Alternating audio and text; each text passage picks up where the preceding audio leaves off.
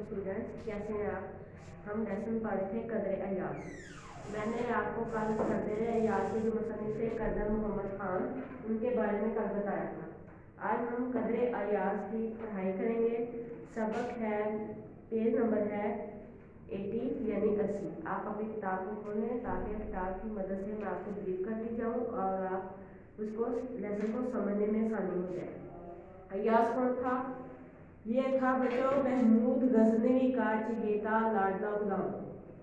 महमूद गजनी का बादशाह था, उसका चहेता और लाडला गुलाम था। किस वजह से? वो अपनी फहम फरासत, दयानत, अमानत और जहानत की वजह से वो गजनवी के बहुत करीब था। दूसरे भी गुलाम थे। जाहिर है जो किसी का चहेता हो जाता है, लाडला हो जाता है, फिर उसके हासदीन भी पैदा हो जाते हैं। एक बार जब बादशाह गजनी मौजूद था तो उसके चहेते हासदीन ने आकर बादशाह से कहा, ऐ बादशाह, ये मामूली सा गुलाम और नौकर आपका इतना चहेता लाडला क्यों है? आप उसको इतनी ज़्यादा अहमियत क्यों देते हैं? जबकि हम ढेरों हैं, आपने कभी हमारे से सीधे मुंह भी बात नहीं की, हमें कभी इतने करीब भी नहीं किया। बादशाह तो उस वक्त खामोश रहा, उसने कोई जवाब न दिया। उसने उन उमरा को अपने साथ लिया और जंगल की तरफ रवाना हो गया। जंगल में जाकर वो एक जगह पे उन्होंने पड़ाव डाला और अपने एक गुलाम को कहा, जाओ वहाँ पे दूर काफले जहाँ पे आग जलती नजर आ रही है वहाँ पे जाकर पूछो कौन सा काफला यहाँ पे मौजूद है।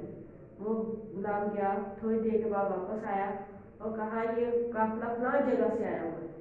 फिर उन्होंने पूछा, इस काफले में कितने लोग शामिल हैं? वो जवाब नहीं दे सका। फिर बादशाह ने दूसरे गुलाम को भेजा, जाओ उनके पूछ के आओ कि उनके पास क्या सामान है। वो आके आया, वापस आया, उसने आके बताया उनके पास ये सामान मौजूद है। उन्होंने पूछा कितना सामान मौजूद है, वो भी जवाब दे ना पाया। फिर बादशाह ने तीसरे गुलाम को भेजा और उनसे पूछा कि वो यहाँ पे कितने दिन क़याम करेंगे।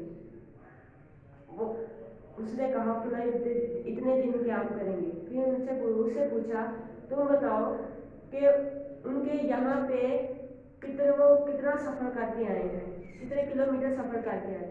लेकिन वो दरबार गुलाम को जवाब न दे सका। इसी तरह बादशाह एक एक करके गुलामों को भेजता रहा और कोई जो सवाल वो करता था वो एक सवाल का जवाब देते थे, दूसरा सवाल करता था उसका जवाब वो नहीं दे पाते थे।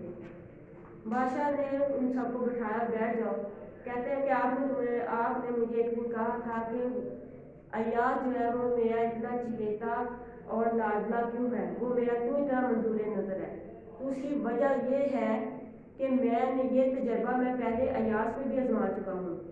मैंने उसको एक बार ही भेजा था और जितने वापस आने पर मैंने उससे जितने भी सवालात किए थे उसने मुझे तमाम सवालात के जवाब दे दिए थे। और मैंने आपके 30 गुलाम भेजे और 30 के 30 गुलामों से मैंने जो सवालात किए कोई भी मेरे सवालों का जवाब नहीं दे सका। वो अपनी जहानत, वो अपनी फहम फरासत, वो अपनी अक्लमंदी की वजह से वो मेरे ज़्यादा करीब है। शायद अल्लामा इकबाल का जो शेर है आप लोगों ने भी सुना होगा, एक ही साथ में खड़े हो गए महमूद और अय्याज, ना कोई बंदा रहा ना कोई बंदा नवाज। अगर एक अय्याज मामूली नौकर की, मामूली गुलाम की अपने आका के नज़दीक इतनी अहमियत हो सकती है तो फिर क्या बात है कि एक देहाती और शहरी की ज़िंदगी आंखों में उसकी अहमियत क्यों नहीं हो सकती। ये असल में ये सबक जो है वो इसी चीज़ की तरह इशारा किया गया है कि किसी भी चीज़, किसी को भी हमें हकीर नहीं समझना चाहिए, चाहे वो देहात में रहता हो, चाहे वो गांव में रहता हो या वो शहर में रहता हो। देहातों में रहने वाले लोग भी क्योंकि इंसान होते हैं बल्कि वो खुलूस से भरपूर होते हैं, सादा ज़रूर होते हैं, खुलूस से भरपूर होते हैं। अक्सर शहरी लोग जो हैं वो देहातियों से नफरत करते हैं। सबक हमें यही दिया गया है कि किसी शख्स से देहाती होने की वजह से नफरत नहीं करनी चाहिए। वो भी इंसान होते हैं, मुखलिस होते हैं और सादा लोग होते हैं और प्यार और मोहब्बत से भरपूर होते हैं। ऐसे ही बच्चों आप एक लेसन पढ़ने जा रहे हो कदरे अय्याज, जिसमें अय्याज की अहमियत को उजागर करने के साथ साथ एक आपको अखलाकी सबक भी सिखाने की कोशिश की गई है।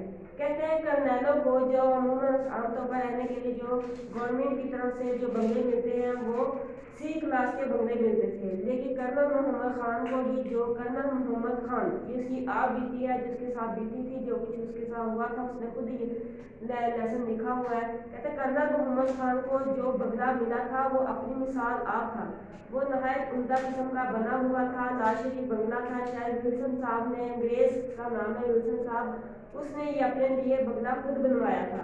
اس بنگلے کا رقبہ تقریباً 2 ایکڑ زمین پر مشتمل تھا، بڑے شاندار طریقے سے بنایا گیا تھا، باہر اس کے پھولوں کی اور گھاس کی جو تھی باڑیں لگائی گئی تھیں، سفید رنگ کے پودے لگائے گئے تھے، اور کرنل محمد خان نے اپنی سہولت کے لیے کچھ قریبی قبائلیوں سے چیزیں خرید کر اپنے گھر کی ضرورتوں کو پورا کر لیا تھا۔ سلیم کرنل محمد خان کے بیٹے کا نام تھا، جو ابھی میٹرک کے امتحان سے فارغ ہوا تھا۔ اس کا مشغلہ یہ تھا، آپ کو پتہ ہے کرنل میں جو بڑے امیر لوگوں کے صاحبزادے جو ہوتے ہیں وہ عیاش پسندی ہوتے ہیں، وہ بھی ابھی میٹرک کے امتحان سے فارغ ہی ہوا تھا کہ اپنے دوستوں کے ساتھ سارا دن بیڈمنٹن کھیلتا رہتا اور شام ہوتے ہی اپنے دوستوں کو بیٹھ کر ٹی وی کے آگے سامنے جم کر خوب ٹی وی دیکھتا۔ کسی میں جرت نہیں تھی، کسی میں مجال یہ نہیں ہوتی تھی کہ وہ سلیم کو بھی منع کر سکے یا سلیم کے کمرے میں کوئی داخل ہو سکے، سوائے ایک ان کا جو نوکر تھا جس کا نام تھا علی بخش۔ علی بخش کو صرف سلیم کے کمرے میں جانے کی اجازت تھی، وہ اس لیے کہ علی بخش نے سلیم کو بچپن ہی سے پالا تھا، اسی کے ہاتھوں میں سلیم پلا بڑا تھا اور علی بخش صرف سلیم کے کمرے میں جا سکتا تھا۔ ایک بار ایسا ہوا، سلیم گھر پر موجود نہیں تھے، علی بخش کے پاس سلیم کا ایک دوست امجد صاحب آئے، علی بخش نے ان کو اپنے کمرے بجائے اسے ڈرائنگ روم میں بٹھانے کے ان کو برآمدے میں ہی بٹھا دیا اور پینے کے لیے جیسا انہوں نے پانی مانگا تھا ویسے سادہ پانی کا گلاس ٹھنڈا پیش کر دیا۔ سلیم جب گھر واپس آیا تو علی بخش نے اس کو بتایا کہ امجد صاحب آپ کو ملنے کے لیے آئے تھے۔ سلیم نے ان سے پوچھا کہ آپ نے مجھے ڈرائنگ روم میں بٹھایا تھا، پینے کے لیے کیا ان کو دیا؟ تو اس لیے علی بخش ان کو بتانے لگے کہ انہوں نے برآمدے میں ہی بیٹھ گئے تھے اور پینے کے لیے ان کو سادہ پانی دے دیا گیا۔ اس پر سلیم میاں جو تھے وہ برہم ہو گئے، یعنی ناراض ہو گئے، غصے ہونے لگے کہ تم نے ان کو ڈرائنگ روم میں کیوں نہیں بٹھایا، تم نے ان کو ریفریجریٹر سے پانی نکال ٹھنڈا نکال کر کوکا کولا کیوں نہیں پیش کیا؟ اب وہ لوگ کیا سمجھیں گے کہ ہم دیہاتی ہیں، ہم پینڈو ہیں، ہمیں رکھ رکھاؤ کا، ہمیں کسی کی خدمت کرنے کا کوئی سلیقہ ہی نہیں ہے۔ اسی طرح سلیم کے دل میں جو آتا گیا، جو زبان پر بات آتی گئی، وہ علی بخش کو کہتے ہیں۔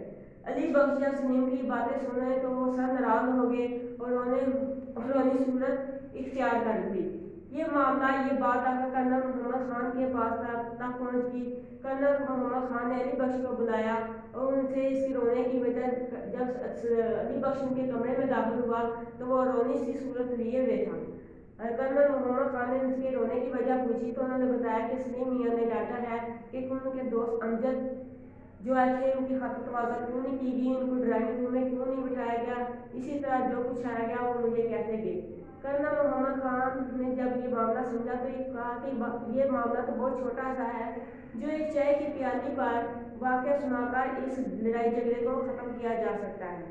بہرحال وہ اس لڑائی جھگڑے کو ختم بھی کرنا چاہتے تھے، اس کے ساتھ ساتھ سلیم کے دل سے دیہاتیوں کے لیے جو نفرت تھی وہ ختم کرنا چاہتے تھے، اس لیے انہوں نے سلیم کو اپنے پاس بلایا اور کہا بیٹا آج میں ایک واقعہ سنانا چاہتا ہوں۔ ایک تھا لڑکا کہ جو گاؤں میں رہتا تھا، جو شہر میٹرک کرنے کے بعد پرائمری پاس کرنے کے بعد وہ شہر کے ہائی اسکول میں داخل ہو گیا۔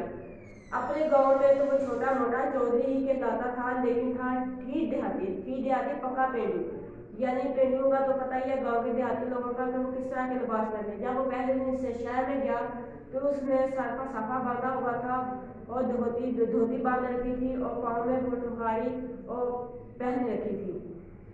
تو اس طرح جب یہ شہر میں داخل ہوا، اسکول میں داخل ہوا تو ہیڈ ماسٹر صاحب نے اسے کہا اور لڑکے تم نے شلوار کیوں نہیں پہنی؟ تو اس نے جواب دیا، دیہاتی تھا، پینڈو تھا، اسے اپنے ماحول کے مطابق جواب دیا، ماسٹر صاحب شلوار تو لڑکیاں پہنتی ہیں۔ یہ بات سن کر سلیم بھی بہت ہنسا اور مذاق اڑانے لگا کہ واقعی وہ پکا پینڈو تھا، وہ شلوار کیوں نہیں پہن سکتا تھا۔ اصل میں کرنل محمد خان اس کی اصلاح کرنا چاہتے تھے اور بتانا چاہتے تھے کہ دیہاتی जहाँ भी कहीं रहते हों, जहाँ भी हों, आखिर वो भी इंसान होते हैं। हमें देहातियों से नफरत नहीं करनी चाहिए।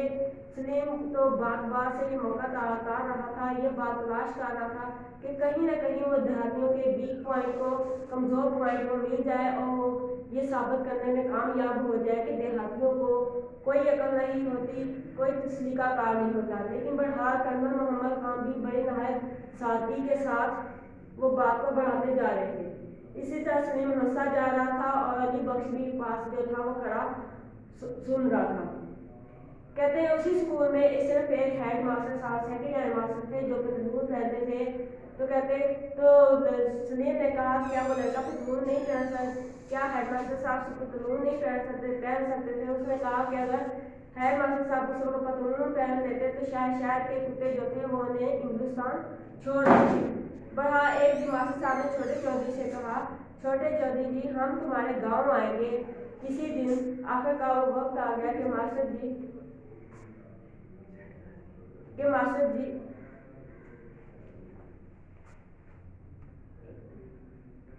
ठीक है बच्चों, आज तक सफ़ा नंबर 80 और 81 आपकी रीडिंग करवा दी है। आपने घर में इसकी मज़ीद रीडिंग करनी है, इस लेसन को समझना भी है और जो अल्फाज मानी आपको बोर्ड के ऊपर दिए गए हैं आपने उनको लिखना भी है और याद भी करना। लफ्ज़ उम्दा यानी आला, इम्तियाज़, फ़र्क, लाशरी, जिसका कोई बराबर ना हो, जैसा कोई ना हो, जिसका कोई मिसाली ना हो। कितना यार ज़मीन का टुकड़ा, मिसाल अज़ल यानी पहले दिन से मुराद अल्लाह ताला। शाहाना, उम्दा और आला, तुल्लो अर्ज़, लंबाई, चौड़ाई, खासाराना, आजाना, कारी खैर, नेकान, कबारिया, ऐसा पुरानी चीज़ें फरोख्त करने वाला। हमरा साथ कर्नल दादो, कर्नल के बेटे। सरे शाम, कर्नल जो होता है वो आर्मी का ओहदा होता है। सरे शाम, शाम होते ही मजाल, हिम्मत, मुखर दखलंदाजी करना, तवाज़ो, खिदमत, उन्स, मोहब्बत, पला था, जवान हुआ था। रोनी सूरत, रोता हुआ चेहरा, वजह ग्रानी, रोने की वजह, गंवार, जहल या बदतमीज, शान नाजुक होने की वजह, दास्तान गम, गम की कहानी या दुख की कहानी, किस्सा, कहानी या वाक़या, तकफैन, दोनों तरफ, वाज़िया, ज़ाहिर, तनाज़ा, झगड़ा, खफीफ, कम या हल्का या मामूली, हदूद दरबार, चारों तरफ, बढ़हन, नाराज, कबाहत, बुराई, फज़ाइल, खूबियाँ। ये अल्फाज मानी है, आपने उसके मुताबिक लिखना भी है, उसको याद भी करना है। कल तक के लिए इजाज़त। ओके, अल्लाह।